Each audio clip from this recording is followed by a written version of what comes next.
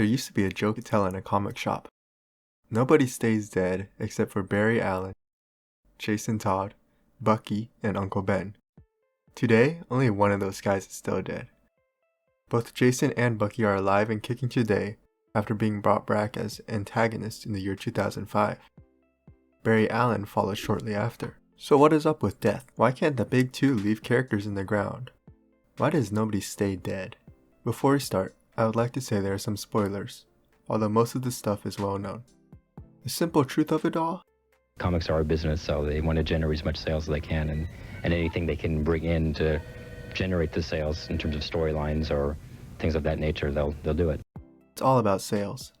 The word death just seems to be to attract readers. And on top of that, the resurrection afterwards is about preserving the character. The most random characters are constantly being brought into movies, and you need them alive and kicking in the comics to profit off of that. Let's look at Peacemaker for example. A character created in 1966, but over the course of his history had few appearances. The only things he was really known for was inspiring the comedian from Watchmen, and also partnering with Jaime Reyes for a little. James Gunn reintroduced him to the general audiences in 2021 with the Suicide Squad, and later with his own TV show, and the character has exploded in the comics. He had just 6 appearances since 2010, but after the movie has added 49 more, including his own solo series. Now imagine what would happen if that character was dead. Well, they would probably resurrect him, but that process would take more time to reintroduce the character. A character that was dead and is being brought back because of the movies is Amelia Harcourt. She barely has any powers and is someone with just 14 appearances, an extremely minor character, but has appeared in 3 movies and 1 show. Now DC is seeking to reap profits on this character by bringing her back for what looks to be a more prominent role. If Batman is dead, you can't write more stories, keep making toys, or at least not for a long time. In a time when it's more difficult to sell comics, they find it best to get a quick sales spike with a death, before getting back to status quo as soon as possible. The 3 guys from the beginning were only brought back after several decades, making their return surprising to many. Jason and Bucky represented a time in Batman and Captain America's life where they failed. Batman became much more violent and angry after. It was Tim Drake, the 3rd Robin, who had to pull him out of this darkness. These 2 returns evolved how their failures were seen. Batman and Captain America failed not because they let them die, but because they let the young protégés be warped into killers who fought against their goals. But nowadays, both Red Hood and the Winter Soldier struggle to find their footing. Nobody seems to know whether they want the Red Hood fighting for Batman or against, killing or not. The Winter Soldier simply struggles to find any place in a book, as Captain America is a character Marvel keeps trying to modernize. Barry Allen's death in Crisis had led to the beginning of a new legacy in Wally West. As the main Flash, he was a fan favorite. If nothing else, I can at least learn the Flash's secret identity. I have no idea who this is. But Flash sales started to struggle, especially after Bart's turn on the title failed. So Warner, DC's parent company, told him to bring back Barry, and so he was brought back in Final Crisis, a resurrection expanded on in Flash Rebirth. This change did bring in new fans, especially once the CW show took over. But the result of his resurrection was Wally being sidelined for almost a decade, a decision that angered many. The same happened to the Green Lantern of the 90s, Kyle Rayner, when Hal Jordan grew back into popularity post-resurrection. The resurrections initially brought a wow factor to these stories, twists that nobody could have expected given how long they were gone for. But the lasting impact has been minute, as the characters have struggled at times to find their footings or forced others out. Death is an important part of many prominent heroes' histories, mainly involving dead parents. We see this with the 3 biggest in Superman, Batman, and Spider-Man, but is also a key component in characters like Green Lantern, Flash, and Captain America. But let's take a look at the history of this cycle. One of the first major uses of resurrection involved Jean Grey in the Phoenix Saga. Jean Grey is also known as Marvel Girl and is one of the original X-Men. In 1975, she died in one of the first deaths for a prominent hero. A year later, she was brought back as the powerful character named Phoenix. Man of Steel has proven to be as vulnerable as the mere mortals who've looked up to him for more than half a century. Superman died Wednesday. East Greg Agnew reports on a world without the first superhero. In the 90s, Superman had 4 different titles, but overall, sales were struggling, as a lot of it was dominated by the 90s investor craze. where people only sought to buy comics for their monetary value. It doesn't really matter about the comic or like the person. This matters of how much money it costs and how much money it's worth. Every month, the Superman writers and editors would all have a meeting, and at the end would all pitch ideas. One writer, Jerry Ordway, always jokingly said, "Let's kill him." And one day, editor Mike Carlin agreed, and the death of Superman was hatched. And it worked. The issue is one of the highest selling comics of all time. 6 million copies were sold in various different formats, including sealed bags, which many still have because they are hoping to get rich quick. That did not work. People were wearing armbands and were crying. At the time, it was a very big deal in pop culture, appearing on many different news networks. Some fans were sad and wrote angry letters, while others were glad because the character was just too boring for them. It became a free-for-all. Hal Jordan and Oliver Queen came back not too long after their demises, as did Scott Lang and Steve Rogers. Death became meaningless, a way to boost sales, force drama, or test out a new character. It is never for the story, it's not for the characters. And as readers, it is hard to be sad when a character dies knowing they'll be back within a year. We all care for these characters and stories deeply, and creators need to be allowed to do something that has some sense of permanence. Readers have simply become numb to the idea of death. The past couple of years have been egregiously bad in this.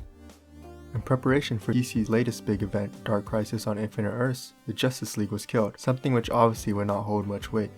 They never even died in the first place, just transferred to some weird dreamlike worlds. But the word death was too much for them to resist, as this also was during the 30th anniversary of the death of Superman, so they tried to frame it as some big special thing. And the event is sold kind of well, but overall was just not well received. The big sacrifice of that event was Green Arrow, who is also now back and around. The previous big event, Death Metal, ended with Wonder Woman's sacrifice, but she also has been quickly brought back. Death of Doctor Strange happened, and that lasted about a year. Clea, his wife, took his place in the series Strange by Jed McKay, which is really good, and you should check it out. This one was kind of surprising, because they did keep the character dead even though he had a movie out. The big recent death was Ms. Marvel, in the current ongoing Spider-Man series, which has received a ton of backlash. The run was already controversial, and this did little to deter people's hatreds for it. Her death there was the most textbook fridging since the original fridge. The character is completely unrelated from Spider-Man, so her existence in the book was confusing to many. But when she died, it became clear. They killed her off on May 16th, before her return was announced on July 14th. They couldn't even make it 3 months. And when we look at the bigger picture, it was all about the MCU. You see, Ms. Marvel was introduced as an Inhuman, in a time when Marvel, the company, was trying to phase out the mutants because Fox had the movie rights.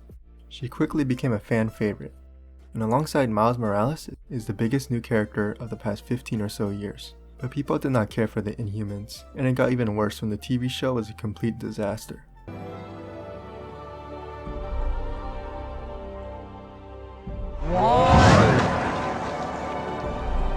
Now that the movie rights for X-Men have come back, in the Disney Plus show it was revealed that Ms. Marvel was a mutant. In your genes, like a mutation.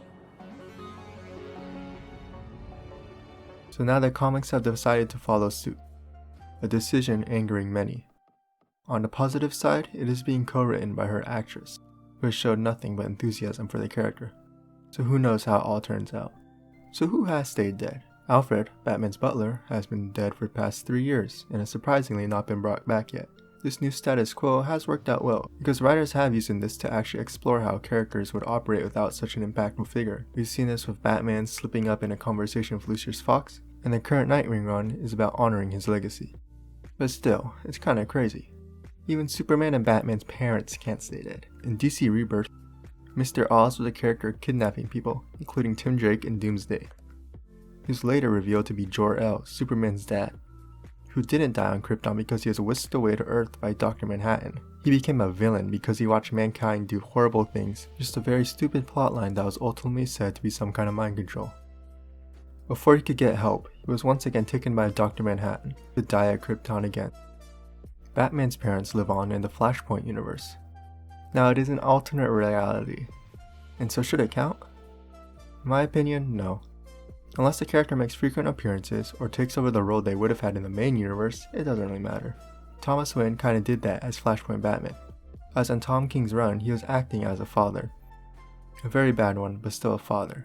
He has also been a major character in 3 separate series since, all dealing with the multiverse. Martha, Batman's mom, is also present in Flashpoint as the Joker, and there was also a time during Grant Morrison's run where Dr. Hurt claimed to be Thomas Wayne, but that turned out to be false.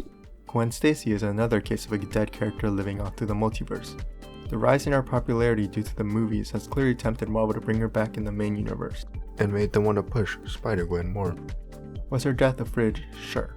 But bringing her back now would be a total mistake, given how many years have gone by storytelling built around that moment. And then there's a bunch of minor characters, like Goliath, who was the big death in Civil War, and has surprisingly stayed gone despite Ant-Man's upsurge in popularity. Other smaller guys include Panther, Thunderstrike, and Dove, but that's quite frankly because nobody really cares about them. Then there's the big one, Mar-Vell, the original Captain Marvel, from Marvel that is. In 1982, a hero got sick. It was cancer. The greatest minds in the world could not help him, and this became the hero's final battle. He died surrounded by his friends and his allies. There's a moment where it showed our heroes weren't as invincible as they seemed, and since then, barring some fake outs, the character has truly remained dead, with his legacy standing tall in many characters. This is what we need. Deaths that mean something in the story. A resurrection ruins that because we've had so many years of storytelling, revealing so many characters' flaws, and having characters having to overcome all their troubles. Imagine if characters like Boromir, Mufasa, or Palpatine were resurrected or revealed to be alive. Deaths that had so much emotional impact treated as nothing. Wait a minute. Somehow Palpatine returned. Death and resurrection is simply going to be a part of comics forever. We just gotta hope that the companies are willing to at least wait more than a year. And it is also on the creators to try and make every death and resurrection meaningful. A task that I certainly wouldn't want, but something we have seen very talented writers be able to pull off. And who knows, maybe one day, death can become a vital story element it once was again.